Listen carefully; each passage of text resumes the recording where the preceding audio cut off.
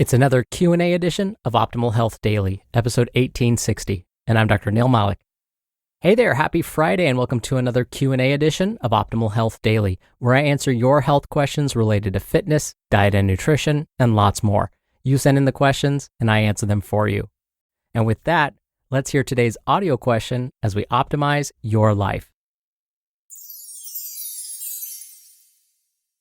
Hi, can you tell us about magnesium supplements used for sleep, muscle cramps, and what type is best? Thanks. Thank you so much for taking the time to send in your audio question. Now, it's funny, last year during the holidays, my family and I were all sitting around the table enjoying our holiday meal when the topic of magnesium, of all things, came up. Someone at the table swore that supplementing with a specific form of magnesium helped them recover from some chronic back pain they were experiencing. Most studies did not find that magnesium helps relieve back pain. So when I relayed this information to this particular family member that brought it up, you can imagine they weren't very happy. Hey, in my defense, I didn't want anyone else walking away believing something that isn't true.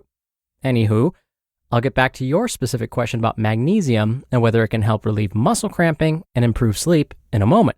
But as I usually do, I'll start at the top and talk about what magnesium actually is. Magnesium is a mineral and serves many important functions in the body. It's been estimated that magnesium is involved in over 300 metabolic processes in the body, ranging from helping us build muscle, making sure our bones are strong and healthy, helping us manage our blood sugar, even keeping our blood pressure in check. Now, it does differ slightly for those that were born genetically male versus those that were born genetically female. So for those assigned a female gender at birth and without a chronic condition, somewhere between 310 to 360 milligrams of magnesium per day is recommended. For those assigned a male gender at birth and without a chronic condition, the recommendation is between 400 and 420 milligrams per day. So, one question is, do most people actually meet these daily magnesium recommendations? According to some data sources, yes. Others say no. Clear as mud, right? The problem is these data are often based on surveys. For example, researchers will mail a survey to a bunch of people that have agreed to be in their study. One of the survey questions will ask something like, how often do you consume green leafy vegetables? How often do you consume almonds? How often do you consume black beans?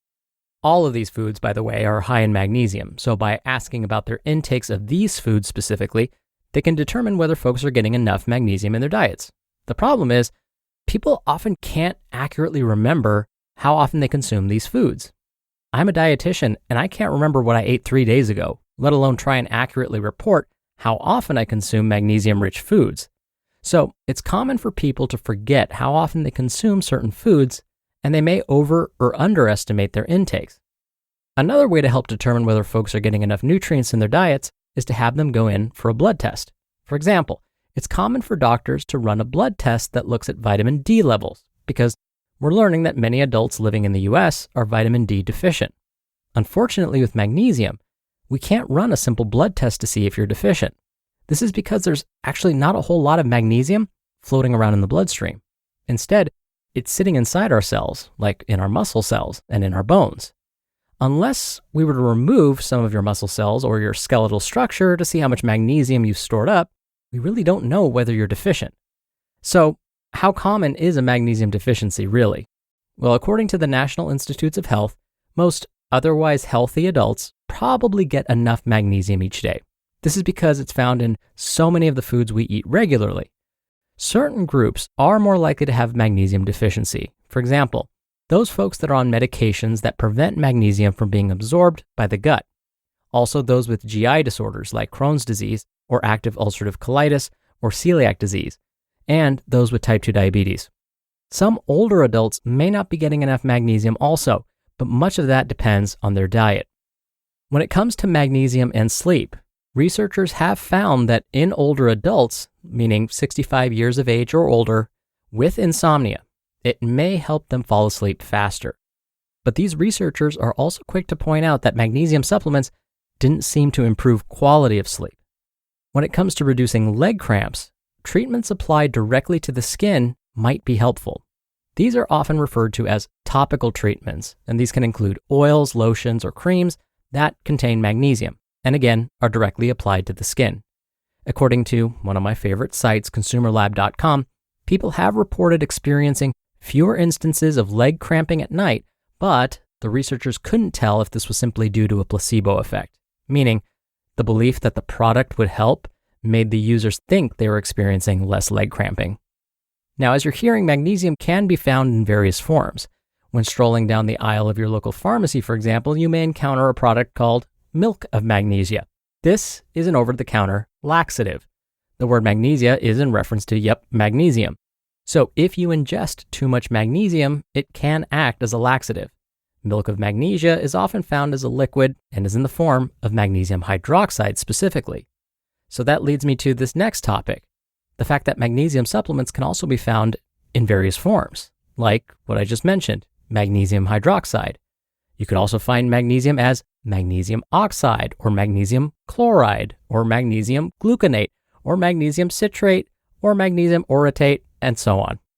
According to consumerlab.com, magnesium oxide may not be absorbed as well as some of the others like magnesium citrate or magnesium chloride. Now, possibly because it's not as well absorbed, the downside to magnesium oxide is that it may be more likely to act as a laxative. When it comes to the studies on magnesium and sleep, like the ones I just mentioned, guess which form was found to help older individuals fall asleep faster? Yep, magnesium oxide, the one that may act also as a laxative. Go figure. So, should you take a magnesium supplement for sleep and muscle cramping? Well, when it comes to sleep, if you're an adult over the age of 65 and suffer from insomnia, you may want to consider a magnesium supplement. Researchers have found that specifically 250 milligrams of magnesium oxide given twice per day, so a total of 500 milligrams per day, seem to be most helpful. So this is something you can talk about with your doctor. For muscle cramping, trying a topical formula and applying it to the areas of the body experiencing those muscle cramps may help, if you believe it will help.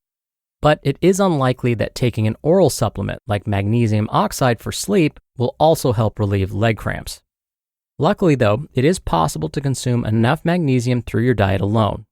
The foods that are great sources of magnesium include nuts like almonds, peanuts, and cashews, beans, soy products like edamame, tofu, and soy milk, green leafy vegetables like spinach, avocado, whole grain breads, and dairy products. So you can see a lot of the common foods we eat are pretty good sources of magnesium. Now for me, my daily afternoon snack is about 1/4 to 1/2 cup of almonds, peanuts, and cashews, and that alone would get me halfway to my 400 milligram daily goal. Thank you again so much for taking the time to send in your audio question. Now, if you want your question answered right here on the show, you can email one to health@oldpodcast.com, or if you want your voice played on the podcast, like today's listener, come by oldpodcast.com/ask. Right on that page, you can record straight from your computer's microphone. It's really easy. If you don't like your message, you can cancel it, you can delete it, and do retakes before sending it in.